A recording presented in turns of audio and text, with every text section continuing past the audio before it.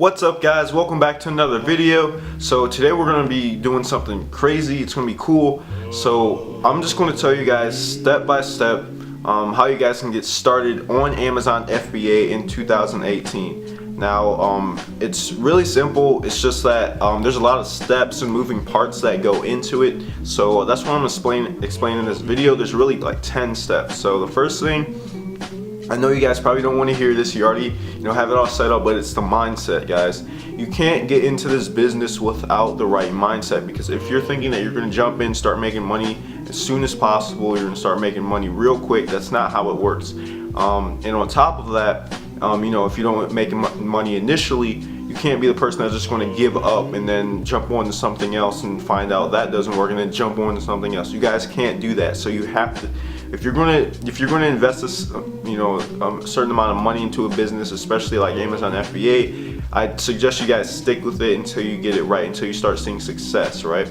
So just keep that in mind. If you come across hardship, if you come across, failures, do not give up. Just keep moving on. Keep, go on to the next product. Don't liquidate your product.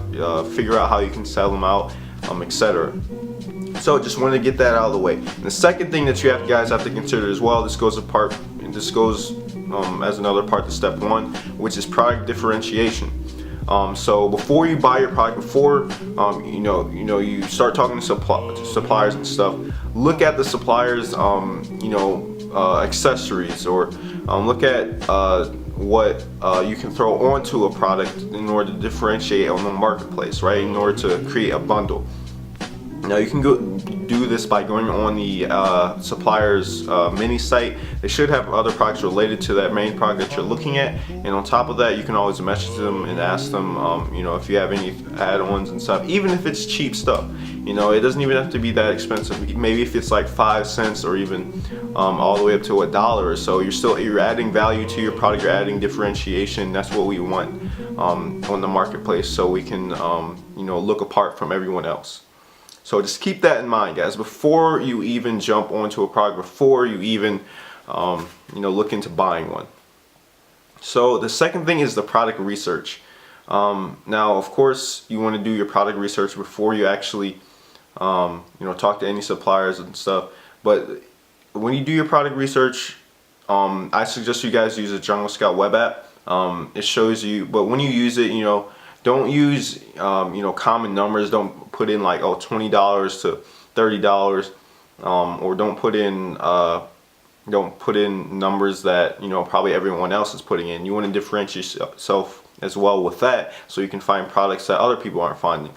And once you do that, the best thing that I suggest for you guys is when you find products on the web app, go look on Amazon, look at those products and scroll all the way down, look at other products that people are buying along with that, and then just keep clicking that right arrow on the side and keep looking through those and get deeper and deeper into that niche until you find other potential products that other people aren't finding. Because you guys got to remember, on Amazon, everything is differentiation. That's success. All right. So if you're finding products other people aren't finding because you're doing research that other people aren't doing, and you're doing products that people aren't doing because they're not doing the research that you're doing, hey, that's going to be great, because you're not going to have that much competition and you're going to be able to make more money than other people. So you have to keep that in mind as well. So product research, it's basically everything as well. So there's tons of videos on YouTube. I have videos on my channel of how you guys can do product research, even using merchant words or certain keyword research tools, especially in 2018, with all these different products coming in. There's new niches that are coming in, so there's a whole bunch of products that are opening a whole bunch of doors for other people. So definitely look on that, guys. There's tons of videos on YouTube on how to do really good proper product research. So that's definitely the most important thing for you guys to do. Now the third thing is, once you find your guys' perfect product and everything, and going back to the product research in step 2, just look for products that are low reviews, have competition, have some demand, just a good mix of the two, right? So that if you jump into it, you have a good potential of buying a product, or you know, selling your product well, and you know, you making some decent profit off of it. And guys, another thing too, this goes back into the mindset. Do not, like, it's okay that you're investing, you know, close to all your money into this, because you're going to get it back eventually. Your product's eventually going to sell out, especially if you know the product it's a good product, right? But just keep that in mind. You're going to get your money back anyway, even if you decide to liquidate it for whatever reason, and then you just sell it on eBay, or you know, sell it to your friends or family, or you know, do Facebook ads for it. So going on to the third thing, like I was talking about, when you talk to your suppliers, you know, talk to 4 to 5 to 6 suppliers, and when you're finding your quotes and stuff, there's always going to be, you know, people out there that are going to try and take advantage of you. That's why you have to talk to multiple suppliers.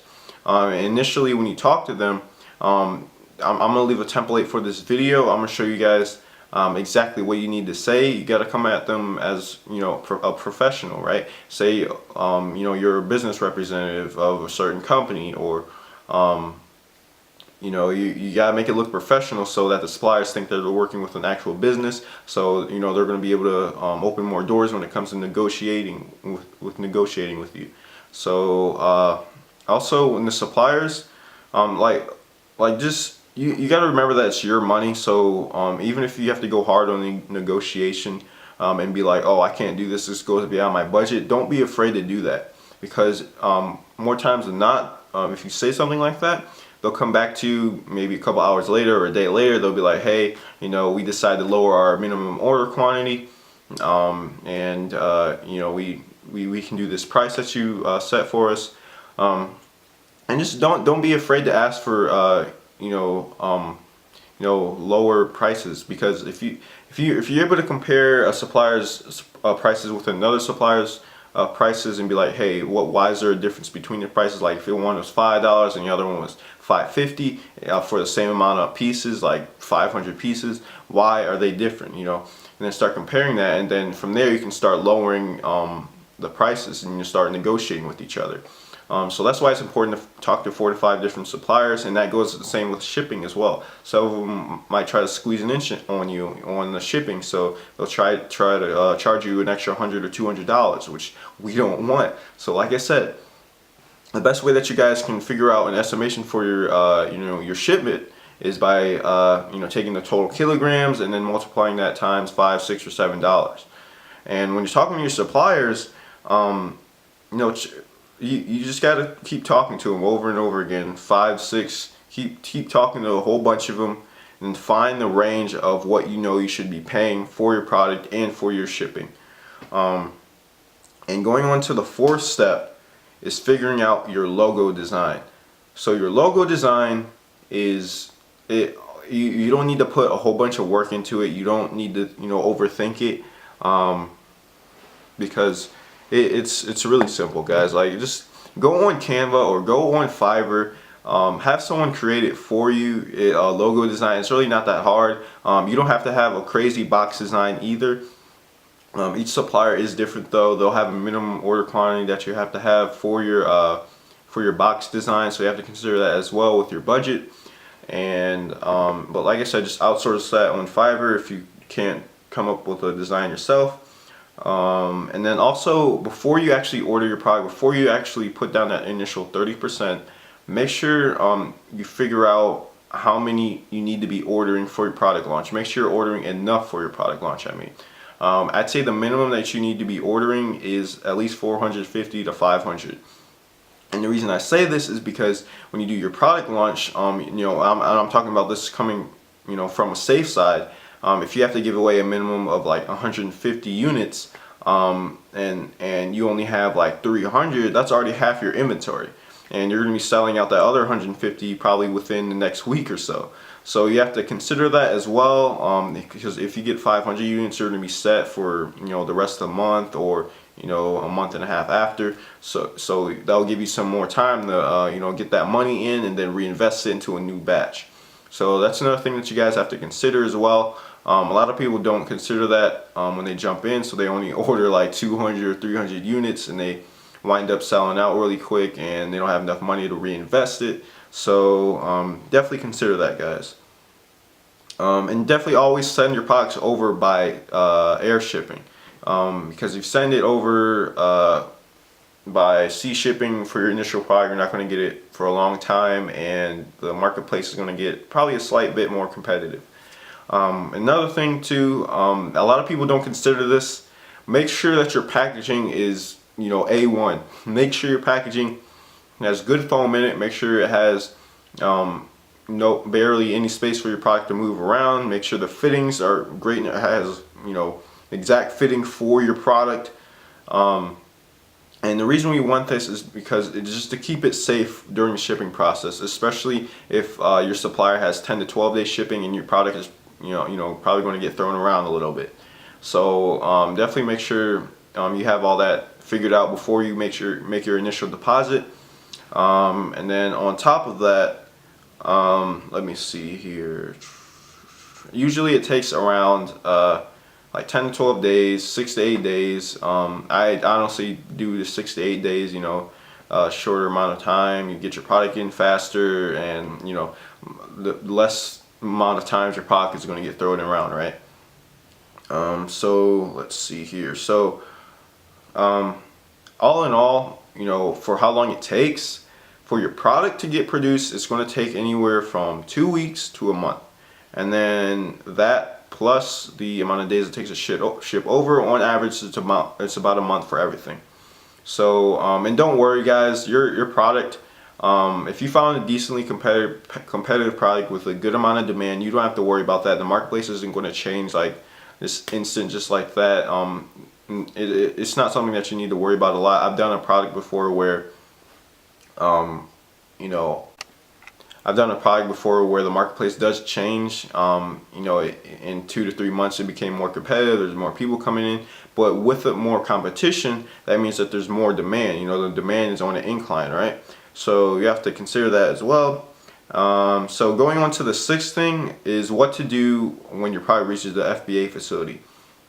Now, before your product reaches the facility, we have to do a shipping plan. And my previous video, I think 2 videos before, we talked about this. We talked about how to create a shipping plan, what you need to do when it comes to preparing Amazon for your products, and basically you're the one that has to download the labels and just send them over to your supplier, and they'll do the rest for you.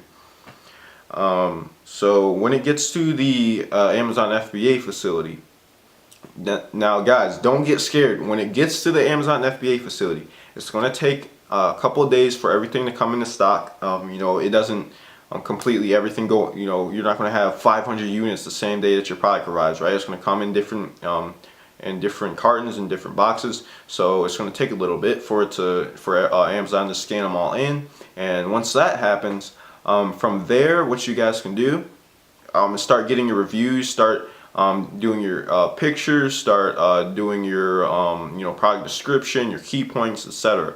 Once it gets to the facility, don't try and launch it automatically. Don't try to jump on it. You have to have patience with this.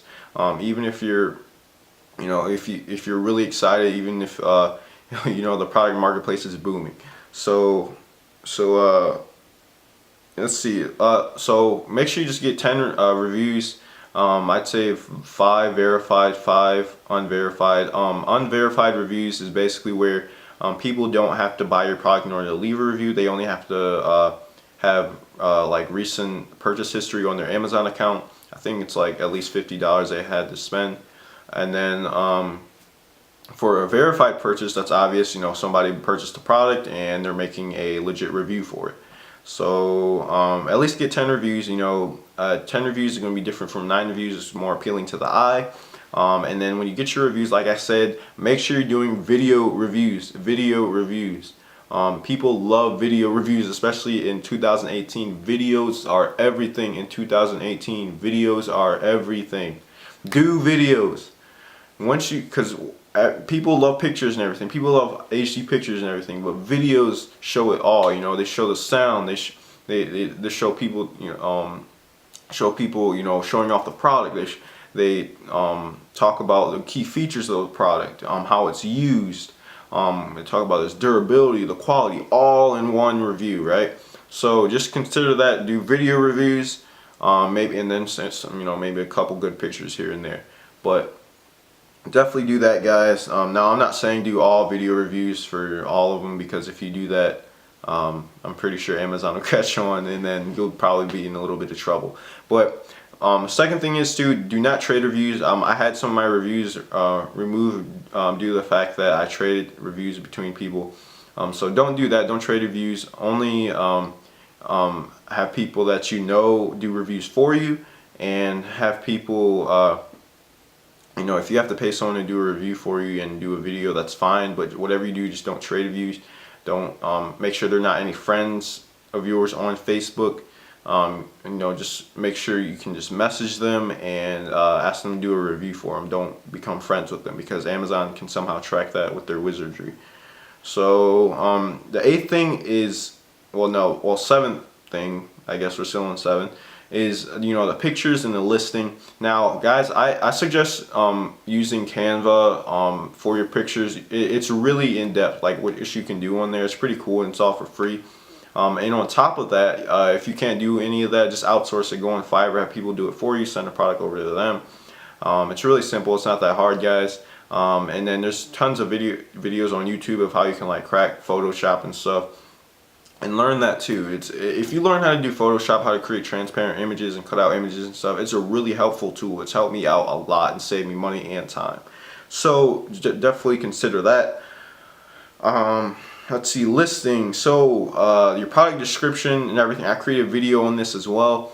And there's tons of other videos on YouTube as well. You gotta make it pop. You gotta make it look different. Make sure you gotta really be able to connect to the customer in your product listing and review, and reassure them that even if they buy the product and don't like it, they're still getting a benefit out of it. Like if they don't like it, they can send it back. They can get a improved, better version of the product, or completely reimburse them, etc. So going on to the next thing, which is number 8, is launching correctly.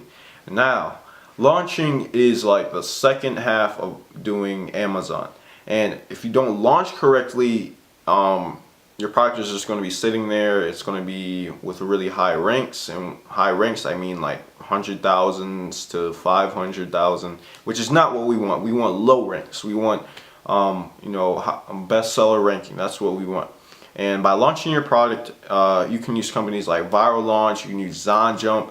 I don't suggest you use JumpSend, but if you use ZonJump and Viral Launch, they're going to be using traffic that's specific to their marketplace. ZonJump is on Facebook. People say ZonJump is better than Viral Launch, not only because it's cheaper, but because it brings outside traffic from Facebook, which they say Amazon's algorithm likes.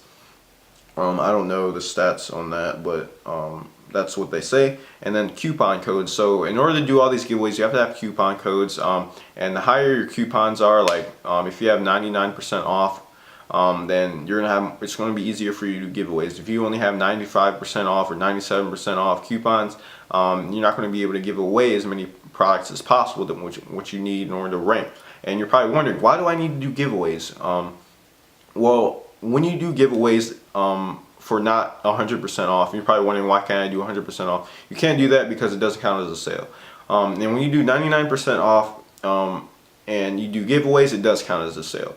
And when you do these sales, it messes with the Amazon's algorithm. So the algorithm is like, oh, okay, this guy is selling. This guy is making sales. So it's going to start ranking your product higher and higher and higher and higher, and it's going to start putting you next to other competitors on the marketplace. So we're trying to rank right next to them as well. If somebody's on page 1, they're selling like 30 units a day, we want to get right next to them. So in order to do that, we have to trick the algorithm and start giving away 30 products a day as well. And that's a quick way of doing it. Now you can do PPC as well. Just do strictly PPC. There's videos out there about that, of how you can just do a PPC campaign and eventually rank your product up there. Now that's probably going to take a couple weeks or so, but eventually you can get there, depending on how competitive your product is, of course.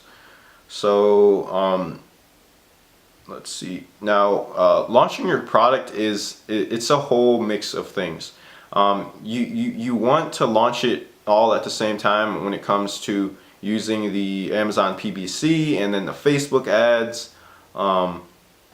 and making sure you have all your 10 reviews and that your listing is as pristine as possible, the best that you can make it. Because we're presenting ourselves, it's just like I mentioned in the previous video, it's like as if you were going to a job interview, right? You don't want to go in there looking all crappy, you don't want to go in there looking all casual. You want to look there as best as possible so you can leave the best impression for your product, and prove to people why your product is better than everyone else's, right? So yeah, that's launching the product, right? That's step 8. Now step 9 is staying in stock. Now staying in stock, selling out before you can restock it's a good problem to have, right? Because we're selling out, we're killing it, we're making a whole bunch of money, but hey, we don't get our money until next week or the week after for Amazon, because they pay you every other week. So that can be a problem because we want to reinvest our money back into it so we can get another batch, right? So staying in stock, it's a hard thing to do if you have only 300 or 400 units. So that's why I said stick to 500 or even 600 if you're able to push your budget that far. That way we can stay in stock for long enough in order to get the money in and then reinvest it.